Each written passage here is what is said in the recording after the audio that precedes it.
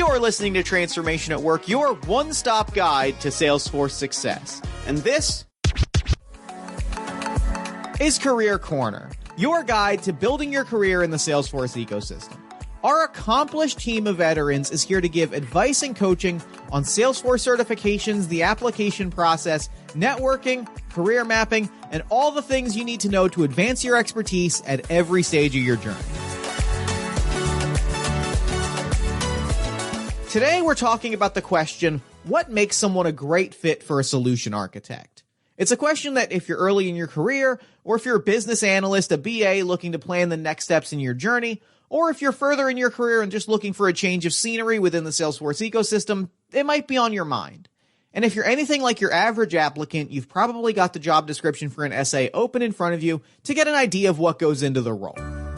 As a solution architect, you'll design strategy, organization, and architecture for enterprise-grade business problems using the Salesforce platform architecture. You'll design proof-of-concept prototypes, write comprehensive specifications, including use cases and user stories. You'll create technical documentation, including solution design and technical documents, and design custom and scalable solutions that integrate and migrate Salesforce with downstream legacy systems. Wow, that is a job description. That is certainly a wall of text. Look, long lists of technical descriptions and prerequisites but anyone that's worked any job can tell you there are about 1 million skills that go into making someone great in a role that are not listed in that job description. And oftentimes the only way to learn what those skills are is to go into a job and figure it out on the fly, which I think we can all agree is not the best solution. Or to talk to the people currently doing that job and say, hey, what do you wish you knew before you stepped into this role? And what can I do to make myself the best candidate possible? And that is exactly what we're doing here today. We're sitting down with a trio of Gerent employees and seasoned solution architects to dig into the question, what makes someone an ideal fit for an SA position, and how can people hone their skills and get ready to hit the ground running in the role even before they take the job? We begin our conversation by really looking past the job description and the technical certifications and examining what those qualities are that make someone excel within the role of a solution architect. Let's throw it over to Kristen Eichers. Kristen is a senior solution architect with Gerent and has been performing that role for over 8 years now on top of a 30-plus year career in the IT space in general. Here's Kristen. I feel that there's a misnomer kind of out there that it takes just technical skills to be a good solution architect. And though you do need to be intimately aware with whatever application you are designing around, there are a lot of skills that you need to bring to the table. And so developing those are going to be really important. You should have some project management skills. A lot of times you may be the only person on a project and need to manage it. You need to have great analytic skills, be able to look at data and process and know what you're looking at and what you're looking for. Good business analysis skills. I find that when I am modeling a potential solution, I often can see gaps in that, which are important to fill if I'm going to deliver something that's going to be meaningful to the customer. Ability to problem solve. That is not something that comes natural to people. So even playing games or being really good at crossword puzzles or something like that can help you develop that muscle in you to be able to do that. You hit something that, and I was going to say, put yourself out there. That's Adolo Oyoyenka, a solution consultant on Gerent's manufacturing team who brings both years of Salesforce implementation consulting experience as well as a hands-on engineering background to the conversation. And business analysts make the best solution architects because BAs typically are more out there. You know, you could be a technical person and you typically don't want to be the one on the call, leading the call. You don't want to be the one answering the questions.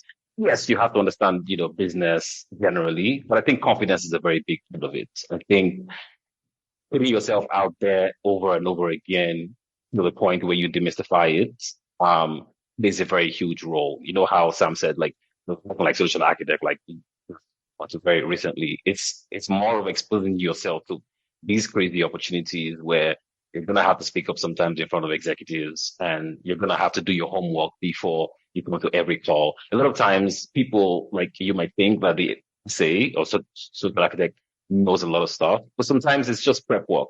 Based on the last call, so I'm going to prep and understand this to this point so that I'm better at the next call. Yeah. And to that point, I always say to my clients whenever we're kicking off a new project is that you can treat me as if I'm an extension of your business. And that's Elizabeth Bauer, senior consultant and acting solution architect at Gerent, who's been in the ecosystem for 15 years with multiple tech partners. Give me all of that information so that if you were to, basically document what you do on a day-to-day, that I can pick that up and I could run with it. So as me being your successor, teach me what you know, teach me what you're working on, teach me how you do your job so that I can potentially find optimization or a new efficient way of doing your job in some way or another. How do I answer the questions that you've never had answered before? Now, as Kristen alluded to at the top of the conversation, those business analysis skills are crucial, but they're only a piece of the equation.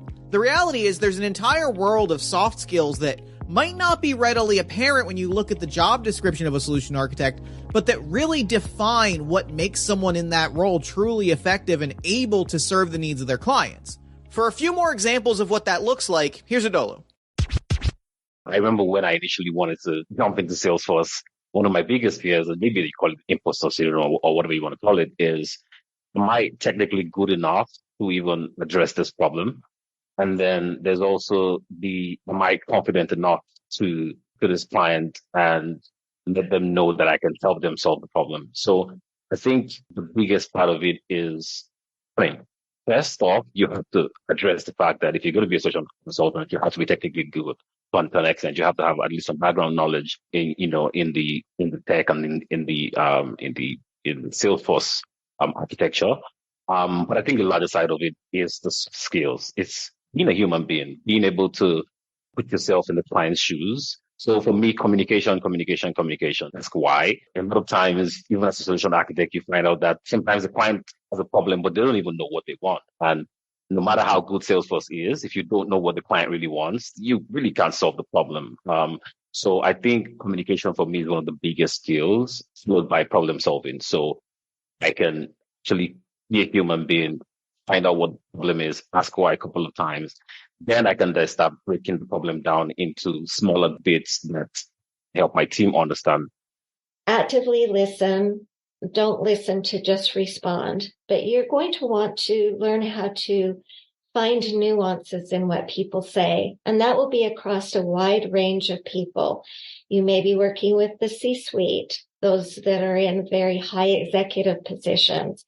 They tend to have a certain style that they like to work within. It seems very aggressive and assertive. They want answers quickly. They want to give you answers quickly.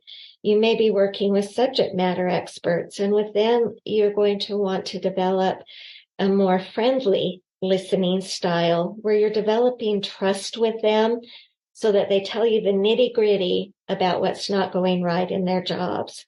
A lot of times as a solution architect, you're not just re-automating something they're already doing, but you're trying to improve on a process that they have. And one of the ways to find out where to improve is to find out where those subject matter experts are deviating from the given process they have.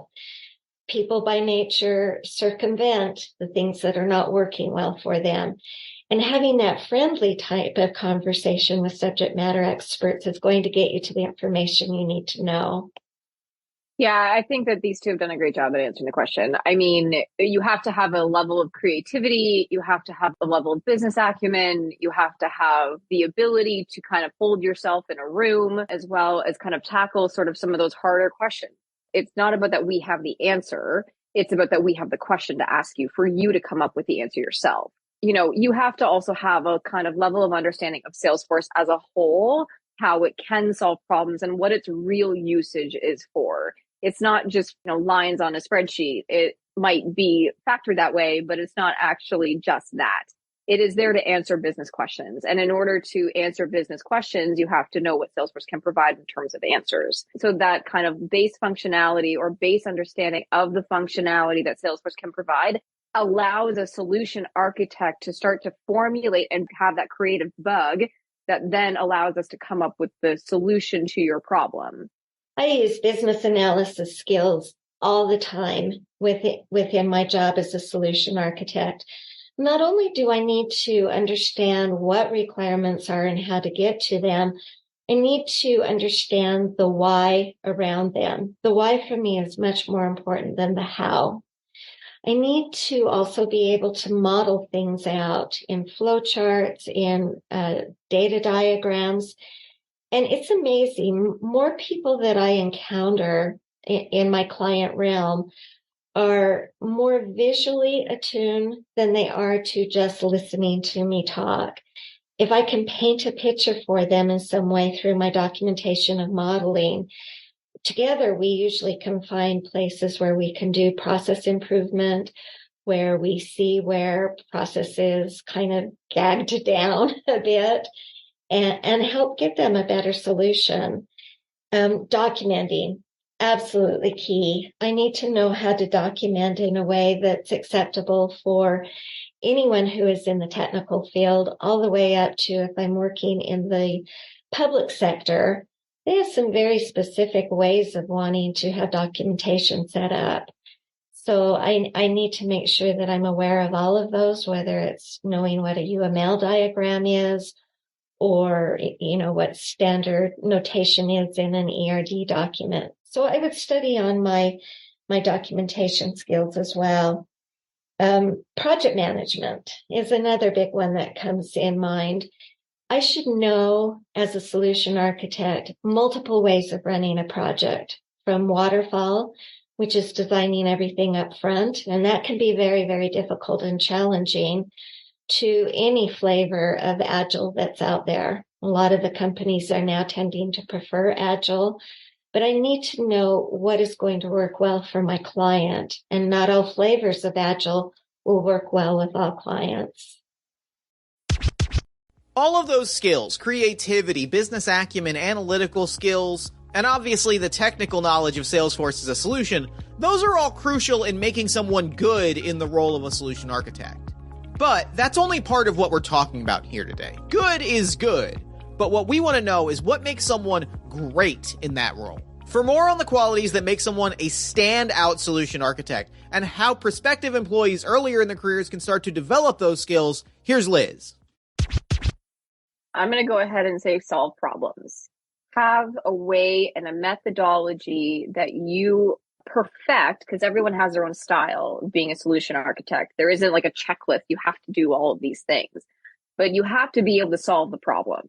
You have to be able to understand the problem, flip it around, slice it, dissect it, find out who the problem affects, find out what the problem causes, find out how the problem could be solved in terms of an ideal state, and just practice solving problems. Because that's really like a solution architect. It's in the name. We solve problems. That's basic. We architect the solution for the problems that they have. So, that would be one. And that typically comes with your conversations from a client. I need to be able to do something in order to get something out of it. Well, there's a problem in there. You have to be able to do something. So what can't you do right now? And what do you want to be able to do with that? Yeah, and to add to that, I think it's with the mentality. And the mentality is you're never going to stop learning. When I started with Salesforce, I thought once I pass my admin cert and I can build this, that's it. And then I realized that that's just one side of it. The tech is always going to be growing. So you have to be growing on that end. But every client requires you to learn. Every client is different. Every client has multiple territories. They have multiple ways it's all the same business, but the styles are different. So you're always going to be learning. But if you have a mental block and say, I know how to do this, and you go onto a project, you're going to get surprised because something's going to throw you off balance. I think continuous knowledge is really important. Continue to develop your technical skills, but develop these others as well. And that's going to take some education of some sort. The good news is there's so much freely available information that you can study, whether you're going to Udemy or something like that and taking a few courses. If you were a Salesforce architect, Salesforce maintains a whole massive library of information modules that you can study. You should join a couple of blogs, but blogs that maybe even center around some of your clients' concerns. Read articles, read books, subscribe to some of the key business magazines that are out there. Wall Street Journal would be a good one that I'd recommend. And not leaving any role to a particular set of people. Say, for example, the BA. You're on a call and there's a BA on the call. You have to also assume the role of the BA, even though you're not the BA, because once you start thinking like that, then you separate yourself from just someone who is in a particular box. And then you understand the business better. You also have to think like the PM, and you're thinking of the risks. Oh, okay, for example, client is saying this, but that's not in scope, and and that's going to need a new license, and that's going to need us having an alignment call. So it's you also knowing that as a solution architect, you're not going to be in a box. You're going to think like a PM. You're going to think like a BA. You're going to think like QA. A few quick acronym checks here. BA is a business analyst, as Sam described earlier. PM is project manager. They're the people building the workflows and making sure everything runs smoothly. And QA is quality assurance. They're the people making sure that there's no hiccups in the process. Anyway, to build off of what Addie was saying, here's Liz. The best solution architect, at least in my eyes, can go from 30,000 feet to 10 feet above the detail. And you are constantly going back and forth. You're not living between the 2 points. You are always going, okay, 30,000 feet, what does this look like holistically? What does the ecosystem look like? Okay, now wait, that's a problem. There's a specific problem. Let's look at that specific thing. How do I solve that? And then I have to go back to the upper side and the 30,000 foot point and say, like, how does that impact everything else that I've looked at and done for this point, to this point in time? Going back and forth between strategy and tactical is such a crucial skill, which is detail orientation, but also being high level. So you're hitting both sides of the coin with that. Now, all of this raises one vital question that's probably in the back of your mind as you're hearing all of these conversations about the skills that make someone truly a star in this role. And that is, how am I supposed to do it? And the best answer to that, as Kristen breaks down here, is to stop thinking that you have to do it alone. Let's throw it to Kristen. I think it's always a great idea to have a mentor or more than one mentor, somebody who's been down the path that you want to travel. And you need to be able to consistently meet with your mentor and ask them questions, maybe even shadow them as they're meeting with a client. You can be a fly on the wall and pick up so much information from how they talk, how they position themselves. What questions are they asking? How much time are they allowing for answers? What documents do they produce? They will freely share that information with you. Those of us who have been in technical positions for a while, we're all about wanting to mentor junior staff and help to build them up. We recognize that it's a benefit to them. It makes use of all the stuff that we've learned all of these years, and we get a great feeling from being able to pass that on. That would be my top advice. Also, if you can join, if you have any sort of local users groups for whatever application you're developing in, join the users groups. You will find mentors there, but you'll also have opportunities to attend conferences and events where you can pick up additional information. Again, I feel a lot of information is freely out there, but you've got to go after it. And the more that you do, I think the stronger your skill set's going to be and the more effective you will be as a solution architect. It can be scary to take the next steps always when you're trying to advance your career. We live in a world of so much information, though, and there's definitely ways that you can set yourself up for success. Go out there and explore. Meet the people who can be helpful to you. Go in confidently that you're going to learn what you need to learn. And I feel with that confidence, you will build success. You will build trust with your clients. And you will have a great career, one that you truly love and can't wait to show up to work for. And of course, when you've put all of that work together, you've partnered with your mentor, you've grown those skill sets, you've gotten those pesky technical certifications. The end result of that, what you're able to accomplish in a solution architect role when you really feel confident and empowered, is an amazing ability to be there for your clients and help them achieve things that they might not have even thought possible. Here's how Liz puts it. I have been standing in front of groups of people, training them for 15 years. I have been teaching people how to click within Salesforce for that amount of time. This week, I was training a group of about 25 individuals, from sales to product management to account management. And everyone has a what's in it for me, always questioning in the back of their head. Why am I doing this and what's in it for me? It was that moment in time when I almost you black out during a presentation and you're like, what happened? Where did I come from? What happened in the last 5 hours? It was like that. It was a time stood still, a moment where I saw heads nodding, not nodding off, but nodding. And, you can take something dry, like how do I create a record in Salesforce, and really hone in on the what's in it for them or what's in it for me. What questions are they answering?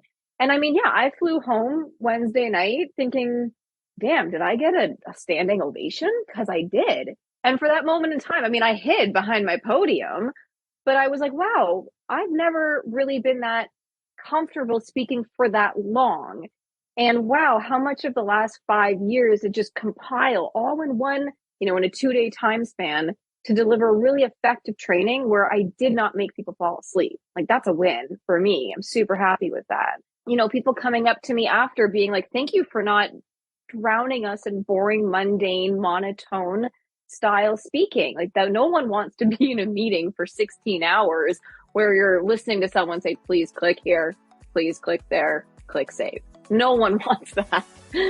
So, that for me was a shining moment in my career of public speaking is a really enjoyable thing for me, especially when I know what I'm talking about.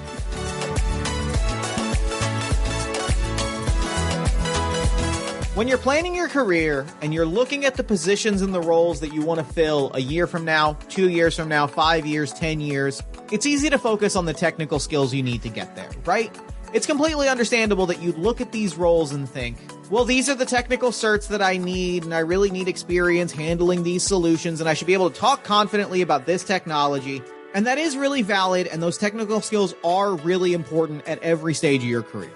However, especially if you are thinking of moving into something as communicative, as interpersonal as a solution architect role, the thing that is going to make you stand out is truly being someone that people want to work with. It's connecting with people. It's learning how to talk to people and being comfortable presenting your feelings and your thoughts in that room.